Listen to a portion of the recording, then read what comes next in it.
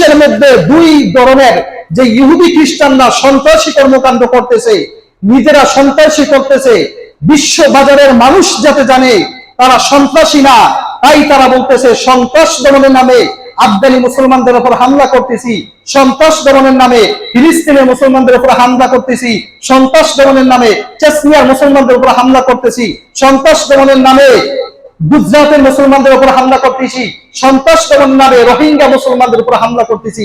অথচ এরাই হচ্ছে সন্ত্রাস, যাতে বিশ্বের মানুষ, বিশ্ব মিডিয়া তাদেরকে প্রচার করে তারা সন্ত্রাস নয়, বরং তারা হচ্ছে মানবাধিকার দেখায়। তাহলে বুঝে থাকলে বলেন তো, সন্ত্রাস কারা? আফগানি মুসলমান সন্ত্রাস, ফিলিস্তিনের মুসলমান সন্ত্রাস, চেচনিয়ার মুসলমান সন্ত্রাস। সন্ত্রাস কারা? এক বাক্যে বলেন সন্ত্রাস কারা? ইহুদি এবং খ্রিস্টানরা হচ্ছে সন্ত্রাস। এরা বিশ্ব সন্ত্রাসী, বিশ্ব সন্ত্রাসী করে মুসলমানদের উপর আক্রমণ করে, হামলা করে সাধারণ নিরীহ মানুষদেরকে কিভাবে হত্যা করতেছে সবকিছু আপনাদের চোখে সুস্পষ্টভাবে রয়েছে। তাহলে এই যে তারা হামলা করেছে, সন্ত্রাসী হামলা করেছে, ওই যে আফগানি মুসলমানদের উপর এখন হামলা করবে, আমি আগেই বলেছিলাম তারা একটা সাজানো নাটক সাজিয়েছে।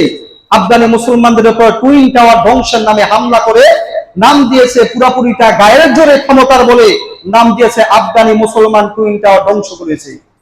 এই যখন তাদেরকে অপবাদ দিয়েছে, এখন আফগানি মুসলমানদের উপর ট্যাগ দিয়েছে আফগানি মুসলমান হচ্ছে সন্ত্রাস। অতএব এই সন্ত্রাসীদেরকে দমন করতে হবে।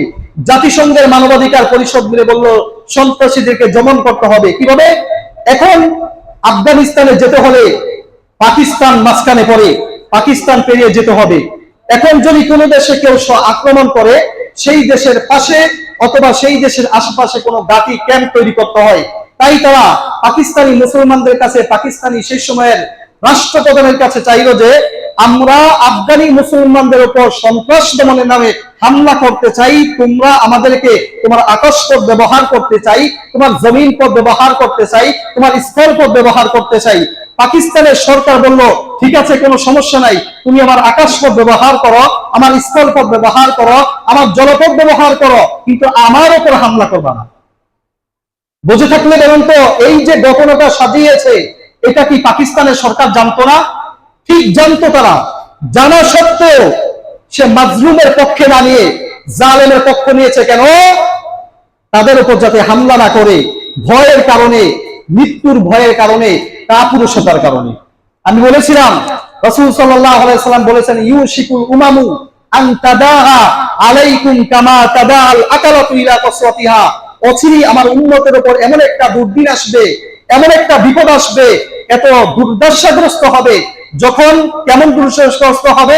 একটা দস্তরখানে যখন মানুষ কিছু খাবার রেখেছে, এরপরে হরেক রকমের সুন্দর রকমের খাবার, কিছু মানুষ বলতেছে আসো আসো এই খাবারগুলো খেয়ে আমরা শেষ করে দেই। ঠিক তেমনি ভাবে আমার উম্মতের শেষ জামানায় যখন আসবে, সমস্ত ইহুদি কাফের মিল্লা বলবে আসো আসো আমরা মুসলমানদেরকে ধ্বংস করে দিই। রাসূল সাল্লাল্লাহু আলাইহি সাল্লাম বলেন কেন সেই দিন আমরা কি সংখ্যায় কম হব? রাসূল বললেন বাল আনতুম ইয়াউমাইদিন কাসীর, তোমরা সেই দিন সংখ্যায় বেশি হবা, তোমাদের সংখ্যা প্রায় অনেক বেশি হবে। কেমন বেশি হবে? প্রায় 200 কোটি মুসলমান বর্তমানে রয়েছে। এত বেশি মুসলমান থাকা সত্ত্বেও গুসাউন কা গুসাই সাইল, সমুদ্রের মধ্যে প্রবাহিত স্রোতের মধ্যে যেমন খড়কুটা ভাসিয়ে নিয়ে যায়, ঠিক তেমনি ভাবে কাফের মুশরিকদের প্রভাব আর প্রতিপক্ষের কারণে তোমাদেরকে ভাসিয়ে নিয়ে যাবে। রাসূল সাল্লাল্লাহু আলাইহি সাল্লাম বললেন দুই কারণে তোমাদের এই